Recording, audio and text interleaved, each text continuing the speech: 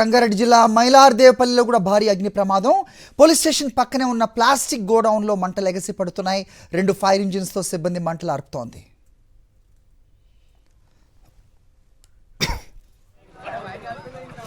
Right, మా correspondent Amar సిద్ధంగా ఉన్నారని మాట్లాడదాం. అమర్, ఎలా జరిగింది ఈ అగ్ని ప్రమాదం?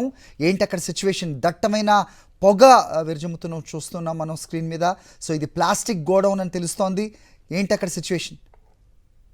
మైలార్దేపల్లిలో భారీ అగ్ని ప్రమాదం చోటు చేసుకుంది. పోలీస్ స్టేషన్ పక్కన ఉన్నటువంటి ప్లాస్టిక్ గోదాంలో ఒక్కసారిగా మంటలు చెందాయి. దీంతో స్థానికులంతా కూడా భయాందోళనకు గురయ్యారు. ఒక్కసారిగా చుట్టుపక్కల ప్రాంతం మొత్తం కూడా పొగలు అమ్ముకోవడంతో స్థానికులు భయాందోళనకు గురి కావడం, ఒక్కసారిగా స్పాట్ కూడా చేరుకున్నారు. వెంటనే విషయం తెలుసుకున్న ఫైర్ ఇంజిన్లు పోలీసులు కూడా ఘటనా స్థలానికి చేరుకోవడం, మంటలు అత్యందుకు 2 ఫైర్ ఇంజిన్ల సహితం ప్రస్తుతం మంటలు కూడా ఆశిస్తున్న పరిస్థితులు అయితే ఉన్నాయి.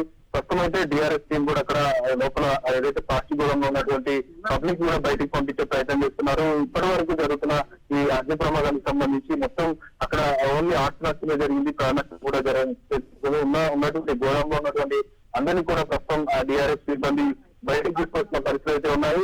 2 గంటలుగా ఇంకా నిర్విరామంగా ప్రస్తుతం 2 ఫైర్ ఇంజిన్ల సాయంతో సహాయక చర్యలు అయితే చేపడుతున్నారు. మరి కాసేపట్లోనే ఫైర్ మొత్తం కూడా ఆర్పివేస్తుంది ఫైర్ అధికారులు అయితే చెప్తున్నారు. ఇప్పటి వరకు ఎలాంటి ప్రమాదం అంటే ప్రాణ నష్టం అయితే జరగలేదని చెప్తా ఉన్నారు. అది right, thanks for the updates Amar.